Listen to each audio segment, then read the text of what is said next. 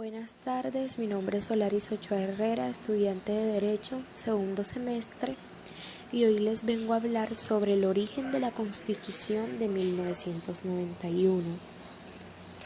Dentro del origen de la Constitución de 1991, existió un grupo guerrillero el cual exigía continuamente que se convocara una asamblea constituyente que reformara la Constitución para facilitar el nacimiento de partidos políticos diferentes a los tradicionales, como lo eran el conservador y el liberal.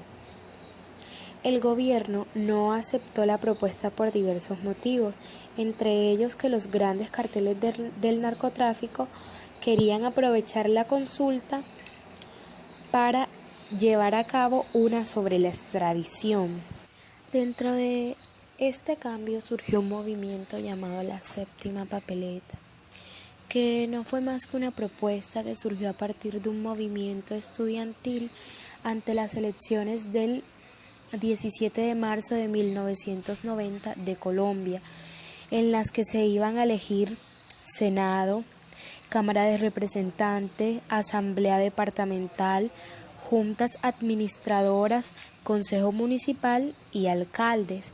El movimiento estudiantil propuso incluir un séptimo voto en el que se solicitara una reforma constitucional mediante la convocatoria de la Asamblea Nacional Constituyente.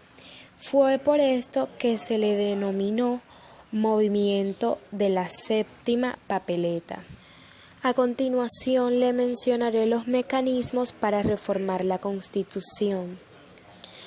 Una reforma constitucional supone la modificación de la Constitución de un Estado. Tiene por objeto una revisión parcial de una Constitución y la sustitución de una o varias de sus normas que no modifiquen la estructura y principios fundamentales del texto constitucional. En los países con sistema de constitución rígida o semirrígida, las reformas constitucionales requieren de un procedimiento especial diverso al que se utiliza para la aprobación de las leyes ordinarias.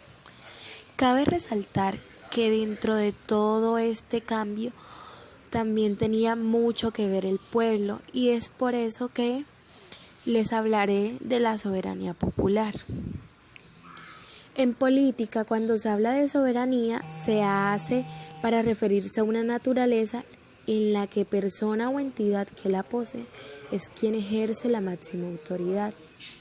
En el caso de la soberanía popular se hace referencia al pueblo, y como ésta es la máxima autoridad de la sociedad, de este modo la soberanía popular establecida tendrá una función dirigente y gubernativa, y estando integrada a una democracia será representada por una entidad jurídica y política que es el llamado pueblo. Así, el pueblo será quien establezca las leyes y quien dirija la sociedad a través de las bases de la democracia, y para ello se valdrá de la política y de representantes políticos elegidos mediante el voto. Ahora vamos a destacar el proceso jurídico mediante el cual nace la Asamblea Nacional Constituyente, que da origen a la Constitución de 1991.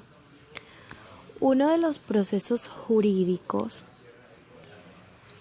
que se destacó en la creación de la Asamblea Nacional Constituyente fue el proceso de paz con el EPL.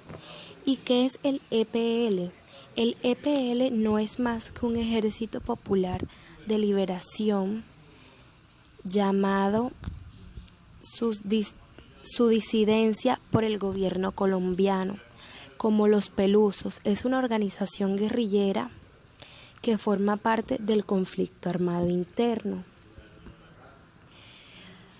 Bueno, de esto se desprenden unos mecanismos de reforma de la Constitución de 1886, el Poder Constituyente Primario y la Asamblea Nacional Constituyente. Los cambios sociales son el resultado de la nueva estructura educativa, generalmente, y en este sentido, toda apertura produce una transformación. Vamos a hablar de un poder constituyente. El poder constitucional es la denominación del poder que tiene la atribución de establecer la norma fundamental de un ordenamiento jurídico, definiendo la forma de gobierno o la forma de Estado de un Estado.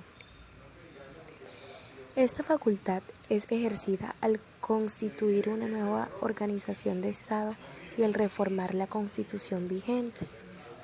Por lo anterior, habitualmente se distingue un poder constituyente primario u originario y un poder constituyente derivado.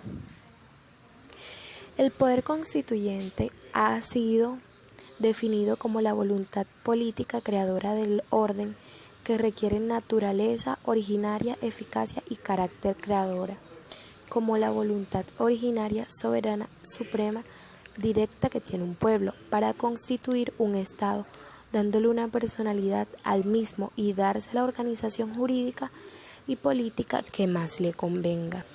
Por esto, el poder primario es el que aparece primigeniamente y le da origen al ordenamiento político. Es aquel que crea la constitución política de un Estado. En este sentido, con frecuencia actúa como el poder constituyente originario de una asamblea para aprobar la constitución de un país. Muchas gracias. Buenas tardes, mi nombre es Solaris Ochoa Herrera, estudiante de Derecho.